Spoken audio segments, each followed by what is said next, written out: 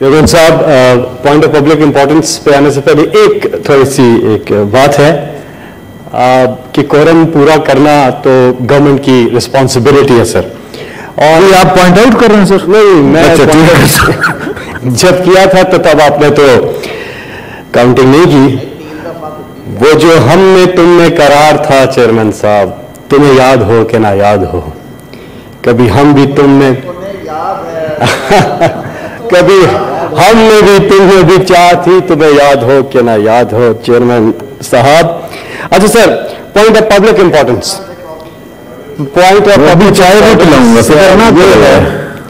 कि यहाँ पर हमने देखा कि सेनेटर रजा रबानी साहब ने पिछले दिनों कुछ आईनी तरामीम थी जिनको विड्रॉ किया था, उसकी इनकी अपनी रीजंस थी। इस वक्त यहाँ पे सूबे की भी बात हुई, एक हमारी आईनी तरमीम नेशनल असेंबली में पड़ी, शाह महमूद कुरैशी साहब लेकर आए सूबे के हवाले से। लेकिन इस वक्त मसला है सर, और ये रेस करना जरूरी है, वो ये है कि इस वक्त इस मुल्क में दस्तूर साज असेंबली का वजूद ही नहीं है।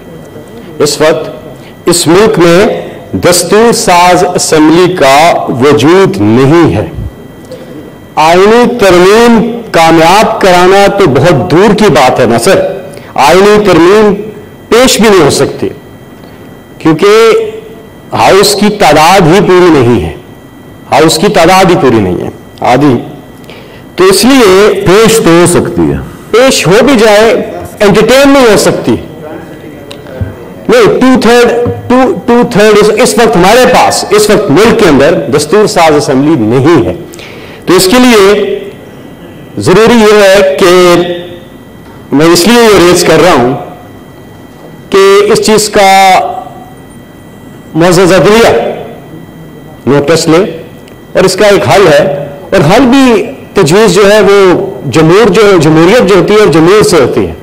तो जमहूर ने इसका हल दे दिया है, और अगर दोबारा इस पर कोई रेफरेंडम करवाना है या पूछना है तो वो किसी भी फोरम से करवा कर पूछा जा सकता है। और जमहूर चाहता है कि मुल्क में नए इंतखाबात हों और ताकि दस्तूर साज असेंबली का कयाम अमल में लाया जा सके।